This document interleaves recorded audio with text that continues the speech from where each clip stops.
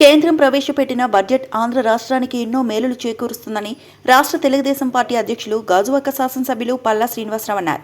Gajuwaka Telugu Desam party కార్యాలయంలో media సమావేశం నిర్వహించారు.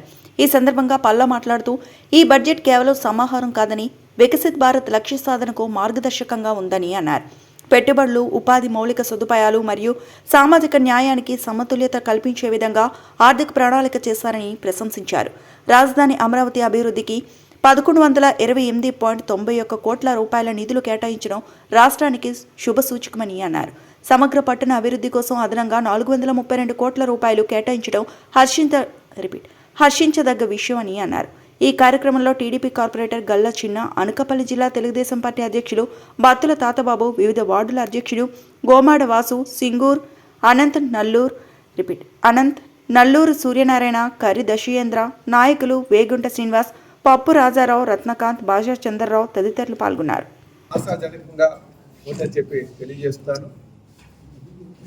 ఏదైతే కేంద్ర ప్రభుత్వం నిర్దేశించినటువంటి లక్ష్యాలు ఉన్నారో, ముఖ్యంగా ఆత్మ నిర్భర్ భారత్, అలాగే వికసిత్ భారత్ 2047 లక్ష్యాలని చేరుకునే విధంగా ఆ మౌలిక వసతులు కల్పనలో ముఖ్యంగా 12 లక్షల పైచీలిక లక్షల కోట్లు మరి ఇన్ఫ్రాస్ట్రక్చర్ మీద, క్యాపిటల్ ఎక్స్పెండిచర్ మీద మరి పెట్టడం చాలా సంతోషదాయకం.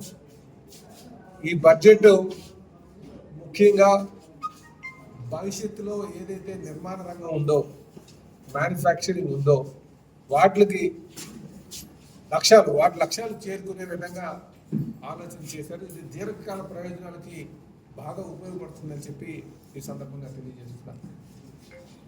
ఈ సందర్భంగా మేము నిర్మలా సీతారామన్ గారికి, అలాగే నరేంద్ర మోడీ గారికి, బీజేపీ నాయకత్వానికి మేము ధన్యవాదాలు తెలియజేస్తున్నాం.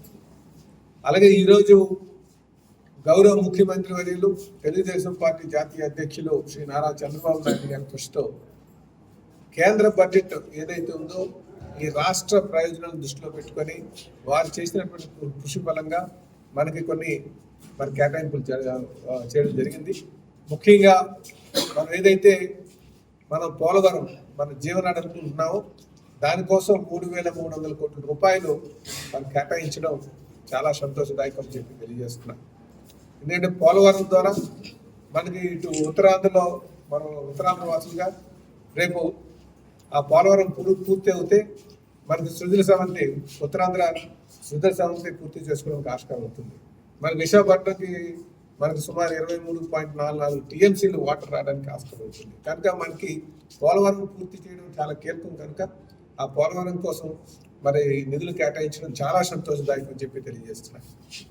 ఇదే కాకుండా మన అమరావతి నిర్మాణం కోసం గత 5 సంవత్సరాలుగా మన వైసీపీ పాలనలో 3 ముక్కలని 4 ముక్కలని చెప్పేసి 4 రాజధానులు 3 రాజధానులు అని చెప్పి అనేక విధాలుగా యాగి చేసి ఏమీ చేయకుండా వదిలేసినటువంటి సందర్భం.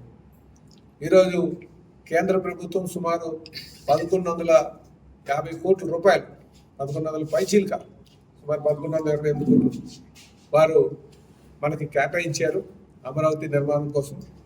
అది చాలా సంతోషదాయకం అని చెప్పి తెలియజేస్తాను. అంటే భవిష్యత్తులో మనం ఒక ప్లాన్డ్ క్యాపిటల్గా చాలా బాగా ప్లాన్ చేసుకుని నిర్మాణం చేయడానికి ఒక పేరు మనం దాని ద్వారా సంపాదించవచ్చు. విశాఖపట్నం మనకి ఆంధ్రప్రదేశ్కి ఒక మంచి అమరావతి క్యాపిటల్ ఉంది. బాగా దీన్ని ఒక సుందర నగరంగా తీర్చిదిద్దడానికి